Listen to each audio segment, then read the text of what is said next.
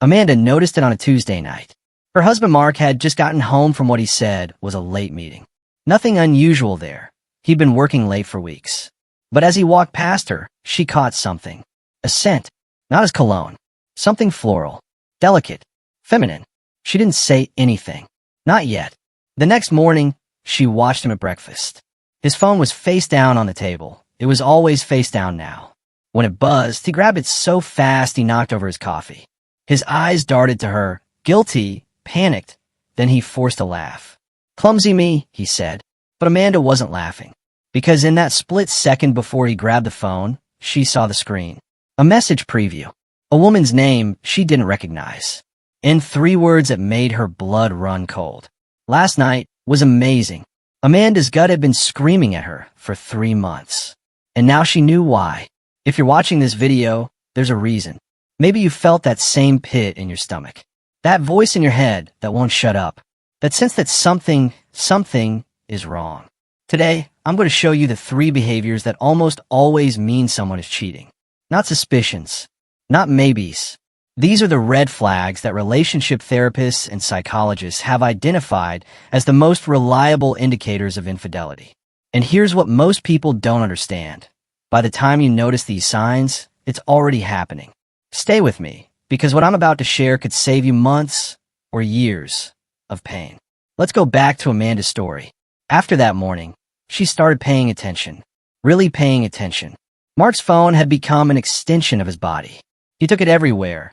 To the bathroom, to the kitchen when he got water, even to take out the trash. When she walked into a room, she noticed his screen would go dark immediately. He'd shift his position, angle it away from her. One night, she asked if she could use his phone. Hers was charging upstairs. The look on his face. Pure panic. "It's dead," he said, even though she could see the screen glowing in his hand. Here's what's happening psychologically. When someone is cheating, their phone becomes ground zero for their secret life. It contains everything. Messages, photos, call logs, app notifications. It's evidence of an entire relationship you know nothing about. This manifests in specific ways. Sudden password changes on devices that were previously open. Tilting the phone away from you, even during innocent activities. Immediate deletion of messages and call history.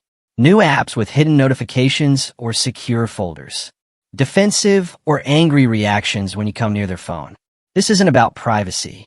Everyone deserves privacy. This is about sudden behavioral shifts. When someone who used to casually leave their phone on the table now sleeps with it under their pillow, that's not privacy. That's secrecy. And secrecy is the soil where betrayal grows.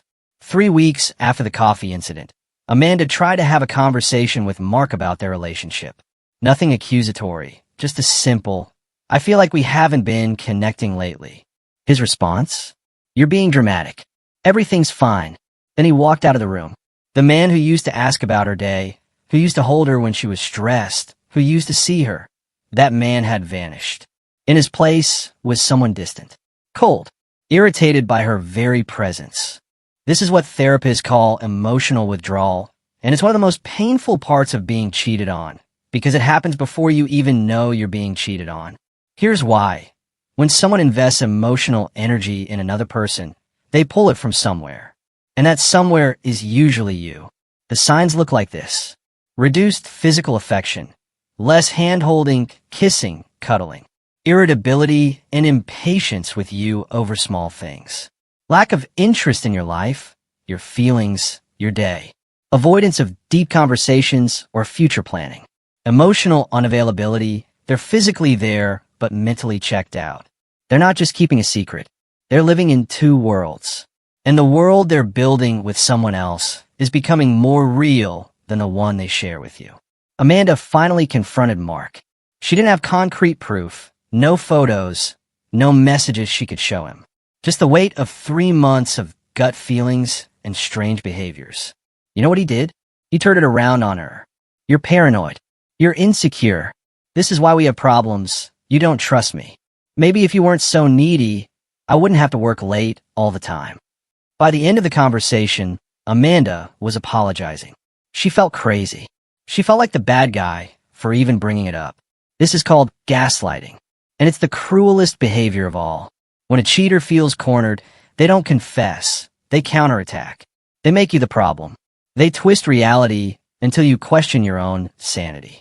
The patterns include deflecting your concerns by turning them into your flaws, accusing you of cheating to take the heat off themselves, making you feel guilty for having suspicions, denying observable facts. I wasn't texting her. You're seeing things.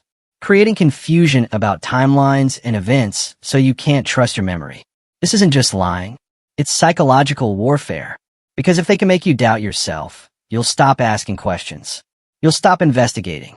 You'll accept their version of reality, even when everything inside you knows it's false. So, why does cheating cause such devastating heartbreak? Why does it break relationships in ways that other conflicts don't? The answer is in your brain chemistry. When you're in a committed relationship, your brain releases oxytocin, the bonding hormone. This chemical creates trust, attachment, and emotional safety. Your partner becomes your safe place. Your nervous system literally regulates itself through them. When someone cheats, they don't just break a rule. They shatter the neurological foundation your brain built around them. Studies show that betrayal trauma activates the same brain regions as physical pain. It's not metaphorical. Your brain literally processes heartbreak like an injury. The anterior cingulate cortex and the insula, areas that register physical pain, light up during emotional betrayal. But here's what makes it worse. The behaviors I just described, the secrecy, the emotional withdrawal, the gaslighting. These create what psychologists call ambiguous loss. You know something is wrong, but you can't name it. You're grieving the loss of your relationship while the other person is still physically there, telling you everything is fine. This cognitive dissonance creates anxiety, depression, and a sense of losing your grip on reality. The reason cheating ends relationships isn't just about broken trust. It's about broken reality. When someone lies to your face while sharing their body and emotions with someone else, they force you to live in a false world. And once you discover the truth, you can't unsee it. You can't unfeel it. That safe person becomes the source of your trauma.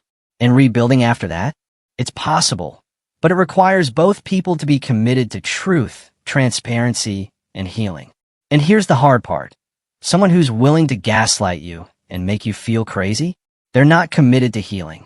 They're committed to continuing their secret. If you recognize your relationship in this video, I need you to do something right now. Amanda's story didn't end well. By the time she had undeniable proof, Mark had been seeing the other woman for 8 months.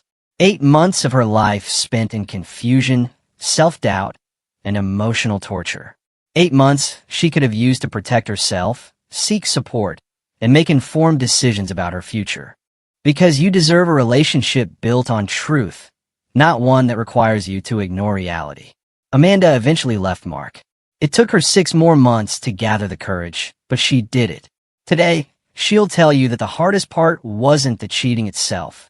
It was the months she spent ignoring the signs. The months she wasted trying to convince herself she was wrong, that she was paranoid, that she was the problem. I knew, she told me recently. Deep down, I always knew. I just didn't trust myself. If you're watching this, trust yourself. Your gut is trying to tell you something. Listen to it. And if this video resonated with you, subscribe, like, and please share it with someone who might need to hear this message. You could be saving them months of pain. I'll see you in the next video.